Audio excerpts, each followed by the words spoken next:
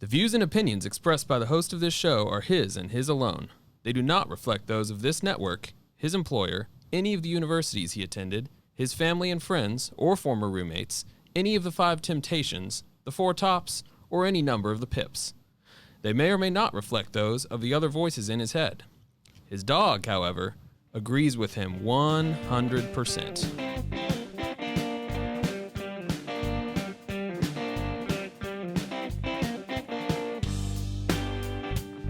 And now, broadcasting from Venture X Studios in Frisco, Texas, it's the Snarky Parenthetical.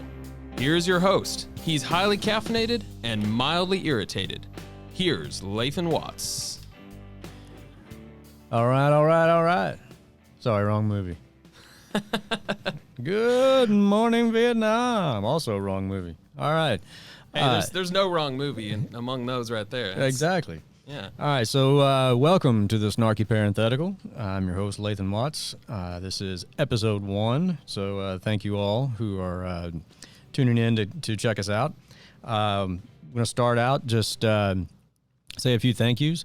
Thank you first to the JPK Network, JP, Kathy, everybody involved for taking a chance on me and this show.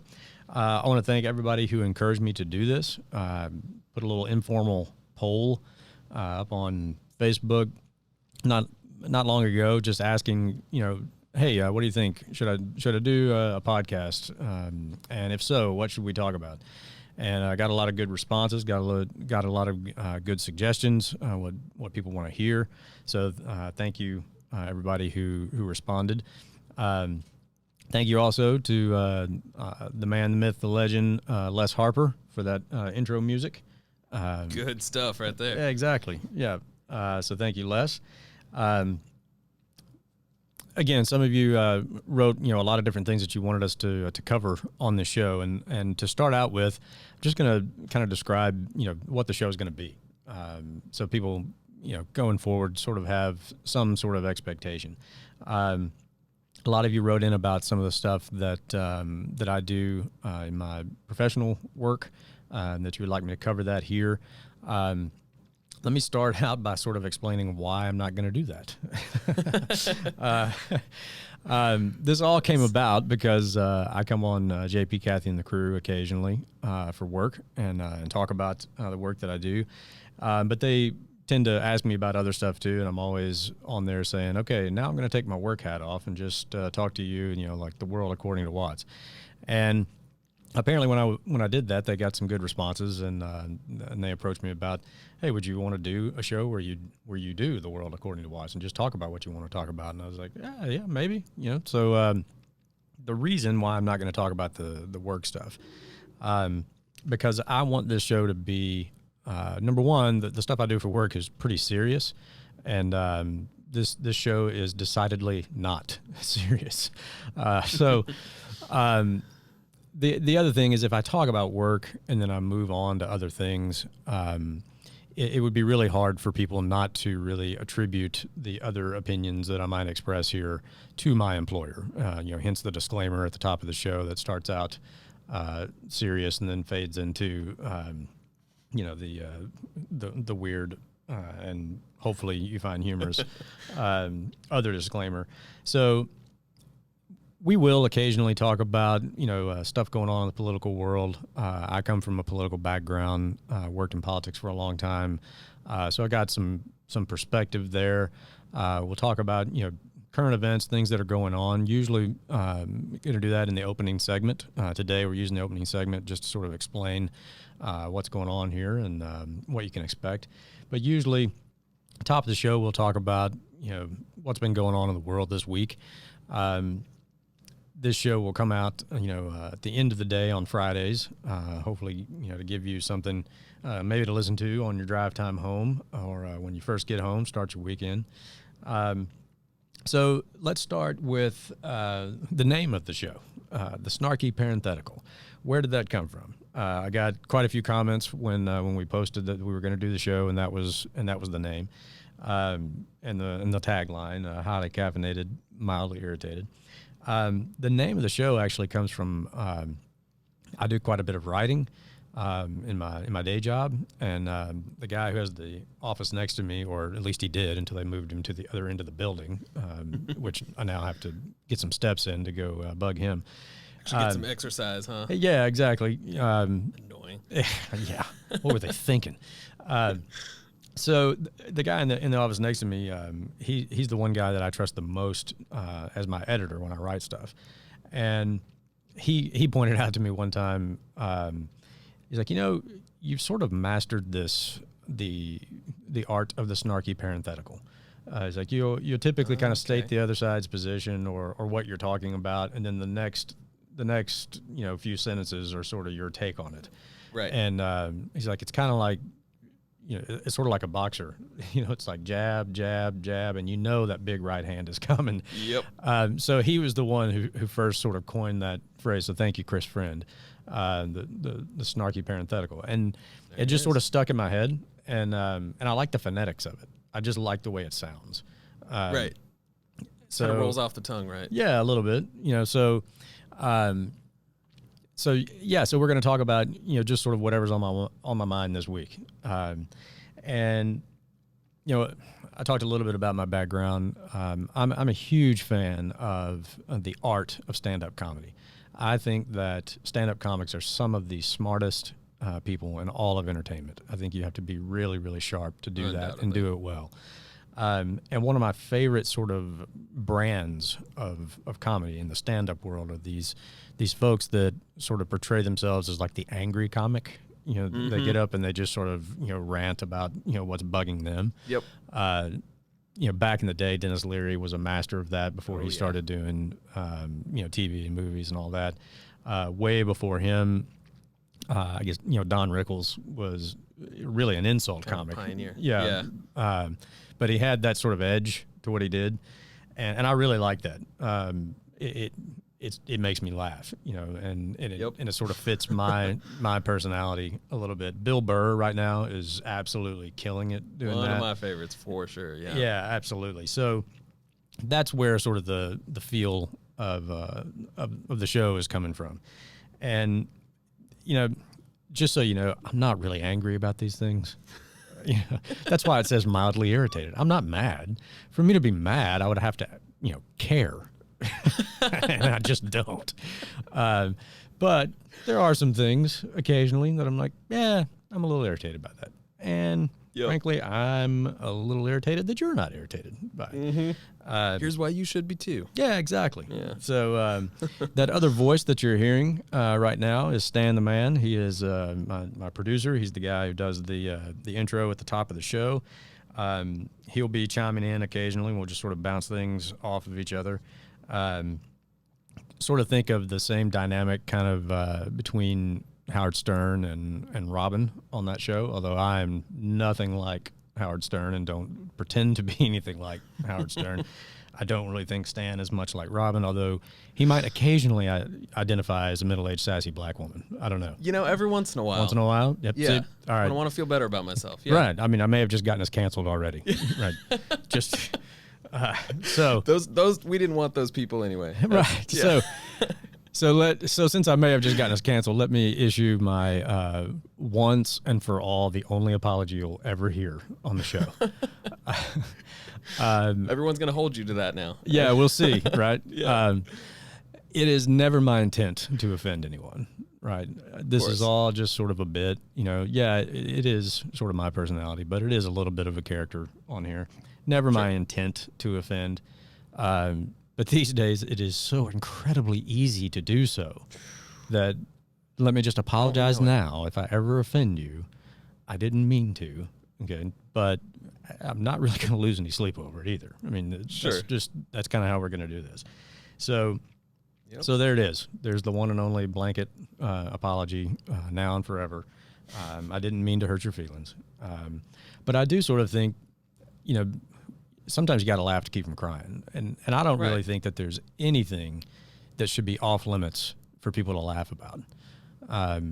Anything that you can sort of poke fun at, if you can't, then whatever that is, that thing or that person or that topic, whatever that is, that's how you know something has power over you.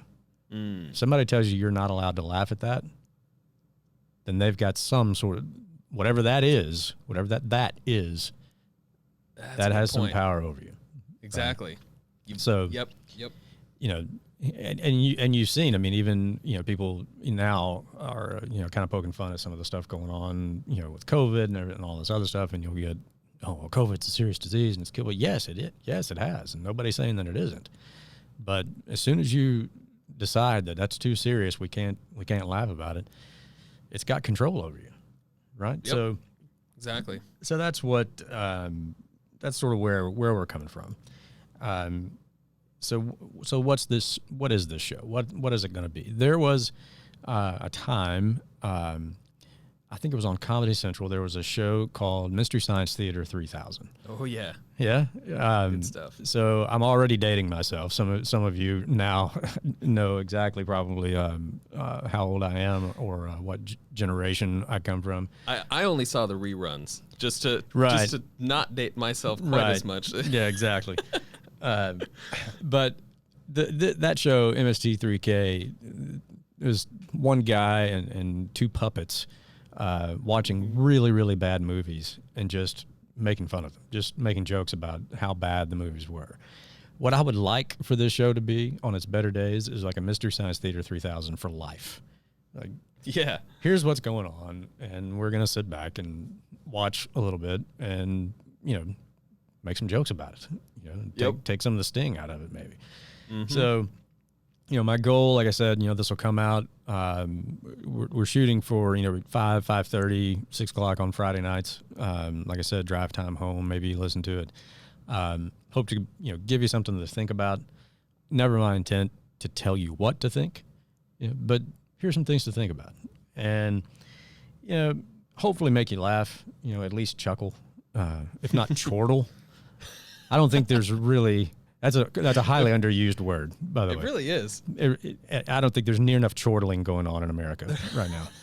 Not nearly enough. Yes. So if we need to get some hats and T-shirts made, like "Make America Chortle Again." There you go. Yeah, yes. that'll be the first our available from. That's our first campaign right there. Mm-hmm. So that is that's a little bit about kind of what the show hopes to be, and.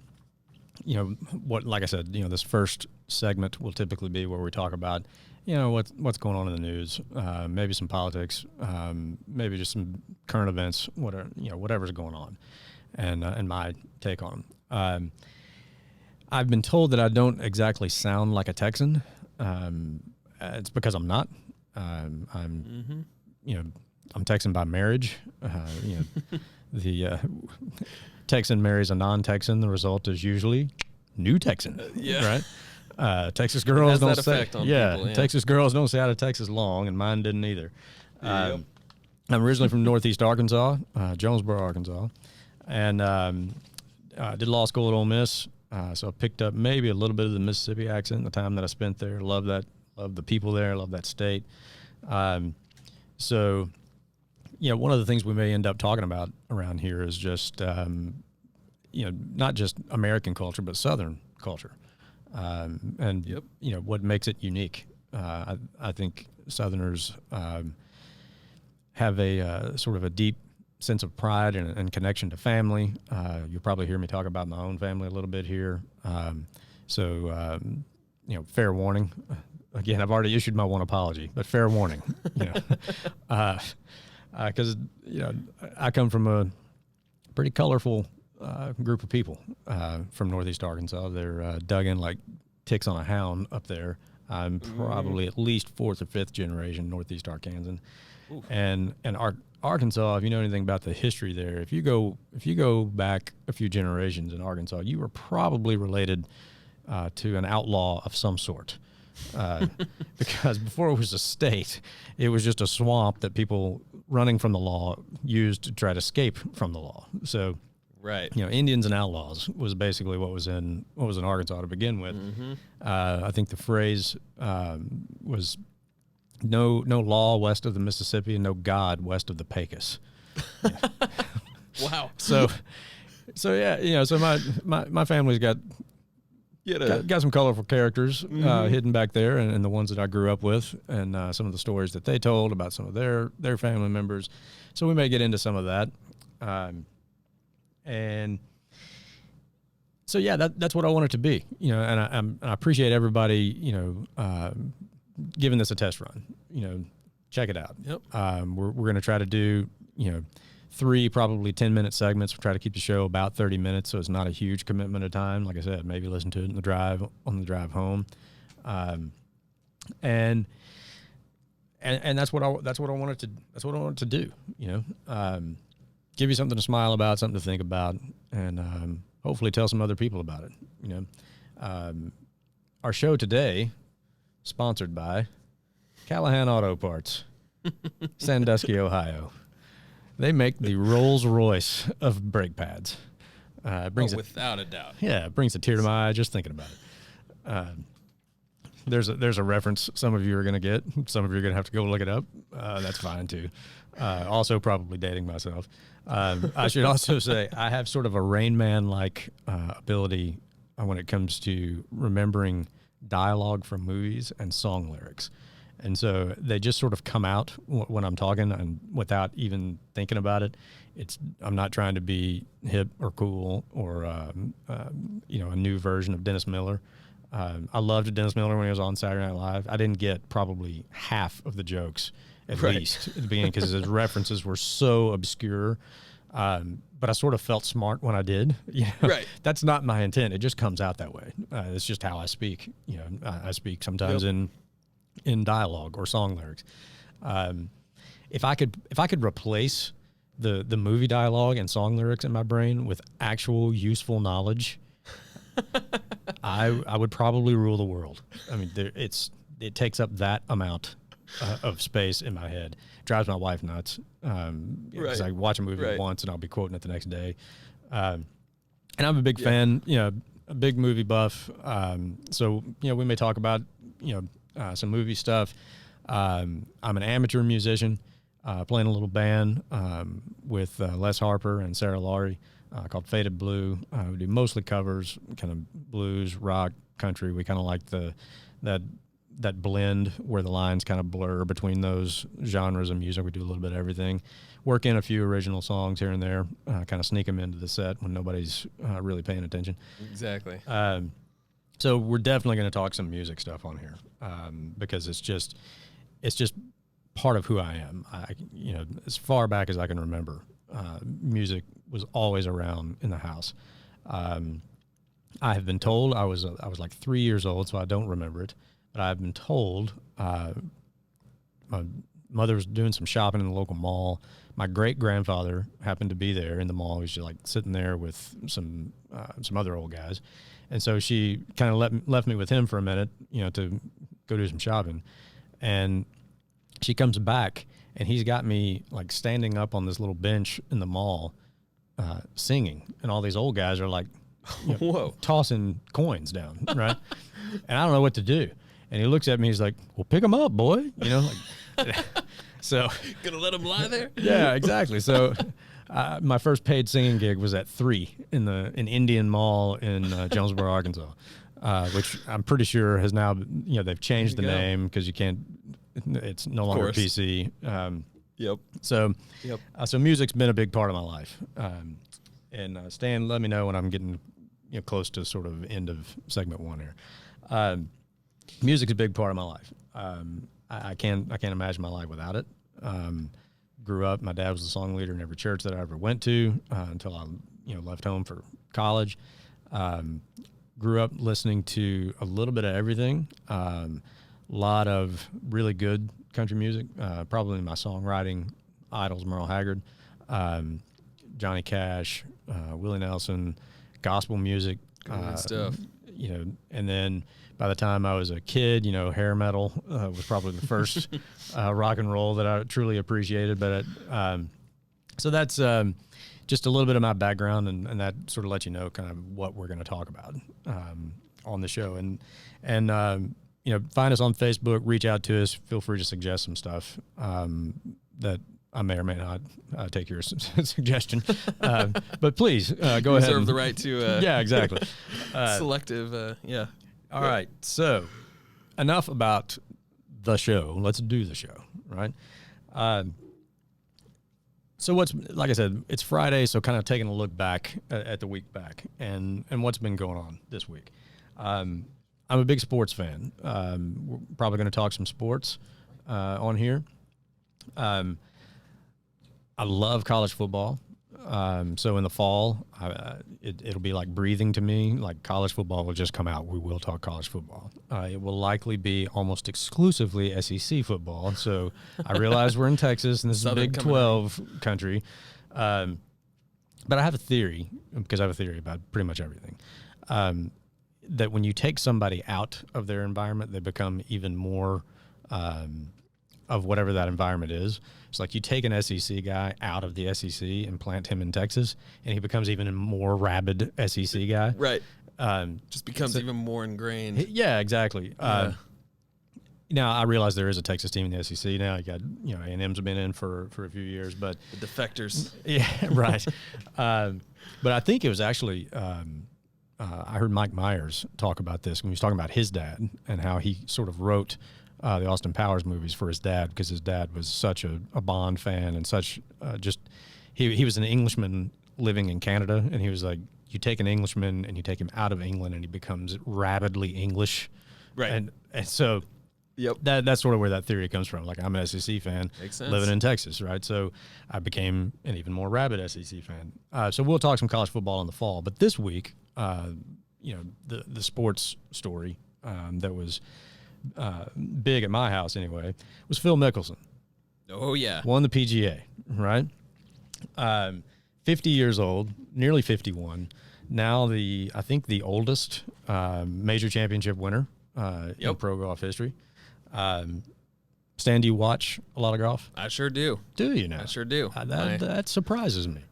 I was expecting a no. I was about to say, like, what are you, a communist? Like, yeah, you're a big fan of like South Korean lawn darts on ESPN 8, the Ocho. Hey, I wouldn't say no to that either. Maybe I'm just a little bit of a fan of everything. All right. No, golf in particular, I've always enjoyed. I think it was just a bonding thing for my dad and I. Yeah. Honestly, just watching that. That's how I got Sunday afternoon. That's how I got into it. I didn't start playing golf until I was in college. I was 19, almost 20. And my dad, who had never played golf, he's been in sales most of his career. And I was home for a weekend, and he had been invited by some of his customers to play with them in a foursome in a tournament. And he'd never played golf before. But it's customers, so you got to go, right? Sure. And so he did, and he hung out, and entertained them. But he figured, okay, I'm probably going to have to, learn how to play golf. And the house I grew up in was sort of out in the country, sat on 10 acres, well back off the road. And so you could actually hit golf balls in our yard. You could practice from the back of the property to the front of the property. So comes in handy. Yeah, right. Yeah. So I was home for a weekend, and he was out practicing. And so I'm out there talking with him, and picked up a club, kind of swinging it around. He's like, "You want to hit something?" I was like, "I have no idea what I'm doing, but sure, And he told me, what very little he knew about the golf swing, and basically what I had, probably channel surfing, seen somebody swing a golf club. Started hitting some balls and connected with one good swing, right? And you see that ball take off. And that feeling. Yeah, I mean, it's the golf gods trick you into, oh yeah, I can do this. Yeah, exactly. And that's exactly what happened. I got one pure swing with a driver, and from the back of the property all the way up to the front of the property, like over the road into the cow pasture on the other side of the property, and I was hooked instantly. I was like, I got to do that again. Yeah, let me see. Yeah, let me try this. So that's, I now looking back, I wish I had started earlier. Because I love the game, love the sport. But that's how I got into it. Now, I was in college at the time, like I said, so when I went back to school, there were only really 2 courses in town, and they were both private. Like, you couldn't play there. Right. But one of the courses in town would let you use their driving range. And so I was hooked. I mean, I had that fever that every new golfer has. Like, oh yeah, when can I get back to hitting golf balls? And so I was out there at the driving range a lot, and the club pro, who I guess had seen me out there quite a bit, comes up and he's like, "Hey man, I see you out here all the time hitting balls, and I know it's got to be killing you that you can't play this course." And I was like, "Yeah, this, I got to drive halfway to Little Rock to play a course, And wow. And so he's like, "I'll make you a deal."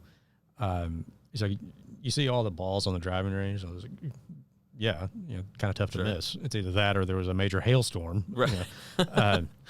He's like, "Okay, well, I don't have one of those like mini tractor drive cart things to pick up the balls."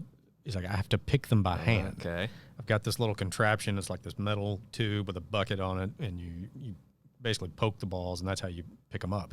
Right. And he's like, "I'm getting old, and I hate doing it. So I'll make you a deal. If you'll come out here and hand pick the range twice a week, I'll let you play out here on the weekends." Oh, I was like, sold. Yeah, you are going to lose money, my friend. And he did, because I would go out usually Tuesday and Thursday after class, drop the books off in the dorm room and go straight to the driving range, pick it. And then I'd show up at the crack of dawn on Saturday and just play all day. Just wore that thing out. That was the only way to do it. Yeah, and that's where I, sort of learned to play golf. Is where I fell in love with it. So Mickelson wins the PGA on Sunday. Right, almost 51 years old. I like Phil Mickelson. Some people don't, but I really like. And one of the things that I like about him is that when you watch him, like, you don't know if that dude's going to go out and shoot 65 or 85. Like, and I don't think he knows. I really don't think he knows. Right. And so it's always entertaining to watch him. And he sort of plays the game the way he gives the impression, anyway, that he's kind of playing the game the way hackers like me play. Yes. I'm going to step up here. I don't know where this ball's going, but it's going a long way. I'm going to hit it hard. Right. Exactly. And I may make 3 terrible shots on this hole, but if I come up with that one spectacular shot on this hole, I'm still making par. Right? Exactly. And that's what every fool like me thinks when they're out there on the golf course. They're like, "Oh yeah, of course, I know I'm in the woods, but watch this though. When I hit this off the pine straw, through these 2 trees, around that bird, and with a little bit of a fade, I can do that." Yeah. And that's the frustrating part, is that what you just described, he actually does that. He actually pulls it off. And exactly. You're just like, well, of course, how hard can it be then? Yeah, exactly. So that's why I love, watching him play, and because you don't know what's going to happen, and he attempts shots that I don't think other golfers even conceive of. Oh, without a doubt. Because he gets himself into so much trouble, because he doesn't really know where it's going, I don't think, at least some of the time. So he's kind of like he's kind of maybe the closest thing to an actual like tin cup, like Roy McIlroy from the movie Tin Cup, right? That before him, I would say John Daly was like that. When he was sort of at his peak. And Daly you had to watch because, I mean, this is a train wreck waiting to happen. You really don't know what that guy's going to do. Wasn't there a thing where they wouldn't even show him on TV half the time because he'd just be lighting up whole packs? Smoke like a chimney. All the time. Yeah. Now, he's originally from Arkansas, right? So I am then like duty honor bound to be a John Daly fan. Right. Well, he's from Arkansas, so yes. To say nothing of the fact that he was kind of like the Babe Ruth of golf. Right. I mean, he walked out there, huge gut, like Stan said, half the time he's, smoking cigarettes or stopping at the beer tent. Right. And should not have worked. Right. But then also like the length off the tee, like would just destroy the ball. I mean, it just didn't look like it was ever going to come down. And so he was sort of like that, and that's what I like about him and Mickelson. I mean, they're completely different in so many different ways, but that's what I love watching about guys like that. Right. And in fact, I went over. I'm from Northeast Arkansas, like I said. So I drove over to Memphis one time to see the St. Jude Classic at Southwind Golf Course in Memphis, and Daly, I went over on a Saturday, hoping to watch Daly, and Daly, I think it was the Friday. He missed the cut because there was like a par 5, and he was trying to get on in 2 over some water, literally kind of like the tin cup scene. Okay. And he put one in the water, and he dropped one. And he hit another one, put it in the water, dropped. I forget how many he took. He ended up making like a 13 or 14 on the hole, and then afterwards they asked him about it, and he's like, "Well, did you see that big crowd that was following me today? None of those people paid their hard-earned money to come watch me lay up." Yes. I can kind of respect that, even though I was pretty ticked that I didn't get to see him play coming in on Saturday. But right. But that Saturday that I was there, so we're walking out, and we're walking past the 18th green, and Fuzzy Zeller is coming up the 18th fairway, and from way off the fairway, like 2 or 3 houses off the fairway, it was kind of quiet, and you just hear this big like redneck accent voice. "Yeah, let's go, Fuzzy!" And everybody turns around, and there's Daly standing in his front yard in shorts and like a wife beater t-shirt, beer in hand, lit cigarette. And Zeller looks over there, and the crowd just goes crazy. And then once it calms down, Zeller's like trying to line up his putt, and some other redneck in the crowd's like, I bet Daly's got a cold one waiting on you, Fuzzy. And the crowd goes crazy again. Yeah. But there's so much that I love about that sport. It's oh man, in all the professional sports, it is the one that is probably the closest to an actual meritocracy. You don't play well the first 2 days, you're not playing the second 2 days. right. You end up in the top 10, you make some good money. You're in the bottom 10, you don't make a whole lot of money. Exactly. Right? They get endorsements like everybody else, but it's not like, you come out of college and turn pro and sign a $100 million deal based on what you might do. That's a good point. Yeah. You actually are out there earning your keep. Yep. So I like that. Yeah. And it has, for the most part, managed to stay mostly apolitical. Yes. As opposed to every other professional sport. Like, please just play ball. Like, exactly. I was really like, this is where I come to retreat from the rest of that. Can I just watch you play? This is our escape from that world. Exactly. Yeah. I mean, I haven't cared about the NBA really since Larry Bird retired. I was a massive Larry Bird fan, massive Celtics fan back in the day. The 85, 86 Celtics, I would still put up as maybe the best team that has ever been put on a court. I know Jordan's Bulls won more championships. I know Magic's Lakers, all of that. But the way a team plays basketball together, I would put that team up against anybody. Yeah. I was just about starting to think, hey, I might could start watching the NBA again. Like the Golden State team was really fun to watch, Steph Curry. They were. And this new kid in Dallas. Oh, yeah. I mean, can't even say enough about him. He's ridiculous. Yeah. Yeah, he's fun to watch. He actually seems to be enjoying playing basketball. Like, he's got a smile on his face. Right. I was just about there, and then they went political again. And Yep. look, I don't even care what the political stance is, right? I'm not saying one way or another on what they're talking about. Sure.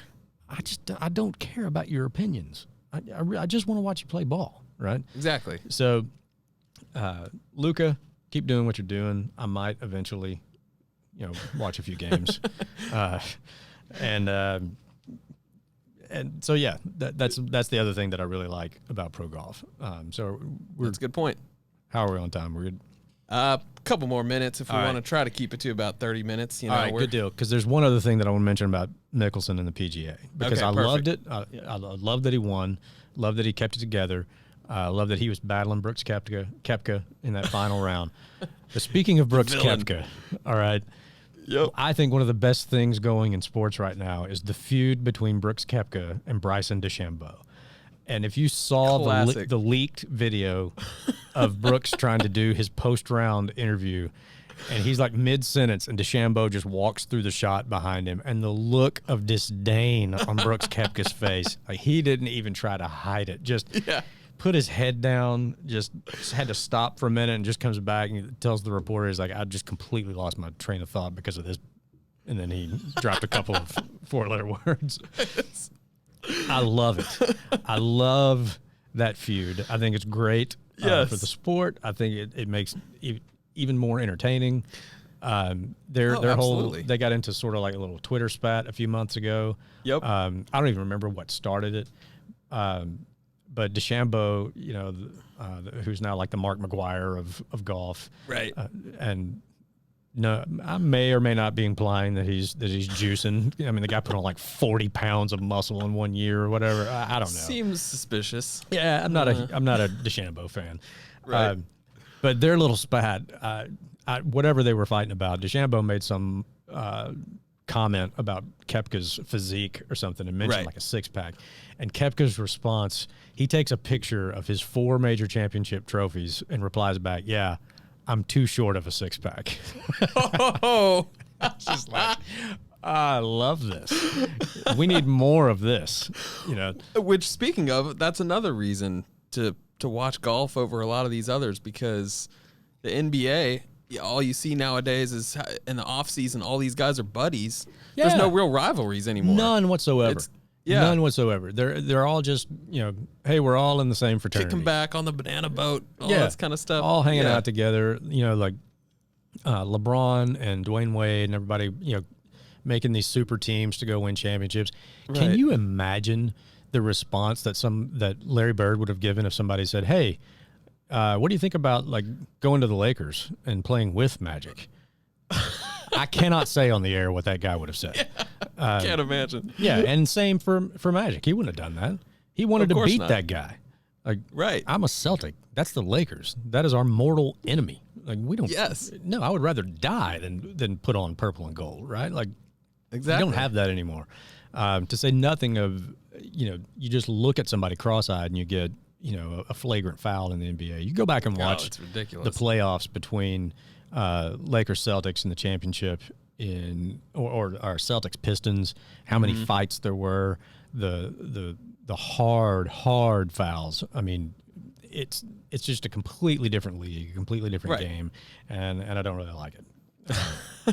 So Hot take of the day. yeah, right. There's a surprise. So that's why I love golf. Yep. All right. So moving on, as they say in Monty Python, and now for something completely different. That's pretty good. That's, Yeah, that sounded about right. Yeah, not bad. So, like I said, I'm not really angry about this. At first, I was sort of intrigued by it, and then a little bit irritated. And this is just gonna third segment every week is gonna be something kind of like this.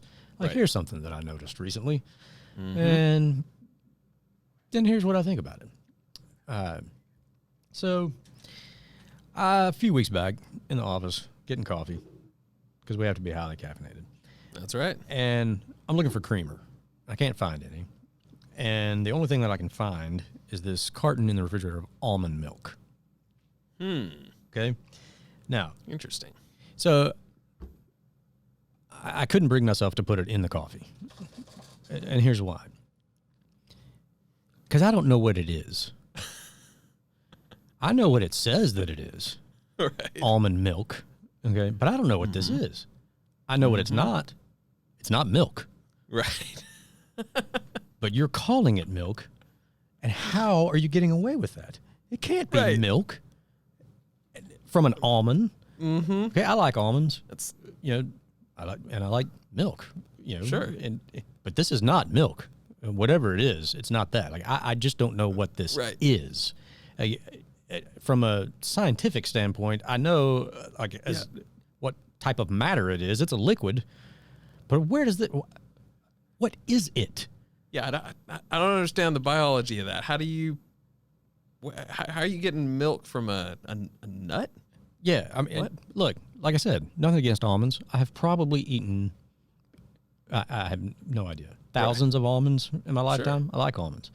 I didn't conduct a close examination of each almond that I ever ate, but I don't recall ever seeing one with a nipple.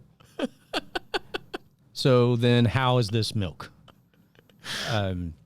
Because I think even upon a cursory examination of the almond, I would remember if I started to put an almond in my mouth and it had an udder on it. Yeah, Right? you know that. Yeah, That wouldn't be something you'd forget, right? Yeah, there. I would think, right? So this is not milk. I don't know what it is. What is it? And another thing, we have an entire agency of the federal government called the Food and Drug Administration that does nothing but regulate food and drugs, right down to like what you can put on the label. You have to, what you have to put all the ingredients, how many calories it is. There's no telling. God knows how many bureaucrats work in the Food and Drug Administration, and not one of them saw this coming. Like, they just let this slide. Like, yeah, you can call it Seems milk. legit, yeah. Yeah, just put like an asterisk on there somewhere with a little disclaimer at the bottom that says, not milk. It's not. I don't know what it is, and that bothers me. And then just the other day, channel serving, I think I was probably watching some home renovation show on HGTV. Don't judge. Don't judge me. If you're coming here to judge me, this is not the show. Okay. He's a family man, folks. He's right. I mean, I'm a man of a certain age, and it's just sort of the law. You got to start watching HGTV. That's just what you do. Just like eventually you move to Florida, you put stark white shoes and black socks on. At a certain age, you start that transition, and I think the first sign of it is you're watching HGTV. So there it is. I'm a grumpy, much older man in the body of a middle-aged man. It has begun. It's begun, exactly. So that's probably what I was watching, and a commercial comes on for an almond milk product, right? And it's Simply Almond Milk. Right now, I get that's the name of the brand, right? They've got Simply Orange, they got Simply Pineapple, Simply Fruit Punch, and it's Donald Sutherland is the voiceover. Great voice. Okay. They're paying some top dollar for that. Yeah, exactly. Okay. Right. And so they've got the bottle up there, and you got Donald Sutherland's smooth voice comes on there and says it's Simply Almond Milk, and I'm sitting there. This just give you a little sneak peek into my life. I basically start yelling at the TV. There's nothing simple about this. It can't be simply almond milk because almond milk doesn't exist because there's no such thing as almond milk. So if you somehow came up with this product, and I guarantee you there was nothing simple about it. So where do you get off calling it simply almond milk? No, it isn't. There's no way it's simple. There's nothing simple about that because there had to be some sort of either highly technical and or witchcraft involved. There's some kind of lab somewhere. Yeah, exactly. That brings me to yet another food product that I don't know what it is. Okay. Cheetos. Okay. I love Cheetos. They're great. Right? They're delicious. I do know they're delicious. I know that they are delicious cheese-flavored something. But I don't know what it is. Like, what is that in the bag? In that weird shape, covered in orange cheese dust. Right. They're delicious. I like them. If they wanted to sponsor this show, I would have a big old bag of them. But I don't know what it is. Does anybody really know what that is? Like, it's a solid, right? Solid the same matter. way that almond milk is a liquid. We know that much. But we don't know what it is. What is it? These things bother me. And it bothers me a little bit that it doesn't bother you. There's just something about that texture. Yeah, it's that is not natural. I don't know what it is. It's crunchy air. I don't know. Like, what did it start out as to come into this the closest beautiful, thing I can delicious think of that I could relate it to would be a packing peanut. And that worries me. Right? Yeah. I mean, am I ingesting styrofoam? Beautiful, delicious, orange, cheese-dusted styrofoam? I don't know. But I mean, did they come up with it in a lab somewhere? Like, because if they did, somebody deserves a Nobel Prize. Right. That's just... I mean, they're giving them out for much lesser things nowadays. Yeah, exactly. Yeah. Hey, you got elected. We think you're going to do great things. Here's a Peace Prize. We know you haven't done anything yet. But here you go. Now, somewhere, who makes Cheetos? Is it Frito-Lay? Is that the big parent company? If so, there's some guy way back when that got totally ripped off by the Nobel without a committee. Like, certainly should have at least been in the running. Like, he should have at least gotten to say it was an honor to be nominated, right? Oh, Time Magazine cover, I would say. Yeah, you came up with delicious cheese-flavored substance that nobody knows what it is, and everybody loves it. I don't know anybody who doesn't like Cheetos. Yeah. And nobody even thinks to question it. That's what bothers me, folks. Right. That's what you're in for if you stick around for segment 3 every week. It's going to be something like this, and no apologies. Right. It bothers me. These things bother me. Right. And that's what I'm here to just sort of... Is anyone thinking about this? Yeah, I'm going to put it out there. Somebody want to explain it to me, feel free. Reach out to us. Found the show on... hey, look at there. I know that guy. There he is. Yeah. Find the show. Explain to me Cheetos and almond milk. And who knows? You might be a guest on the show. Hey, if someone can look up and find out who it was that actually, because I bet Frito-Lay just bought it from whoever probably so the original inventor was. Yeah, we got to find that guy. At least give him a shout out. Some dude in his kitchen somewhere. Yeah, it's like the beginning of a comic book. There's tragic accident. Yeah, he looks up. There's something laying in the skillet. And he's like, what is that? Yes. That looks incredibly crunchy and orange. He tries to deny his true destiny and starts seeing orange, weird, bubbly shaped things everywhere he goes, and just can't escape it. Yeah, he keeps coming back. He tries to reinvent it, can't do it. Yep. One night, house gets struck by lightning again. All of a sudden, there's the Cheeto. Mm-hmm. Yeah, that's my theory. Got to be something like Yep. Yeah. We'll track him down, or someone will, if anyone out there can. All right. How we doing on time? That's about a wrap right there. All right. Then I had one more thing I was going to talk about sports-wise that just sort of irks me, but we'll save that for maybe either segment 2 or segment 3 next week. So we're going to kind of wrap it up for this week. Thank you all for giving us a shot on our trial run. Hopefully you heard something that, like I said, maybe makes you chuckle a little bit. Gives you something to think about, and thanks for coming over, and we'll be back next week with more serious analysis of things that are really important in life. That's as serious as we can get. Yeah, that's it. While we're highly caffeinated and mildly irritated. It's the Snarky Parenthetical on the JPK Network. Thank you all. We'll see you next week.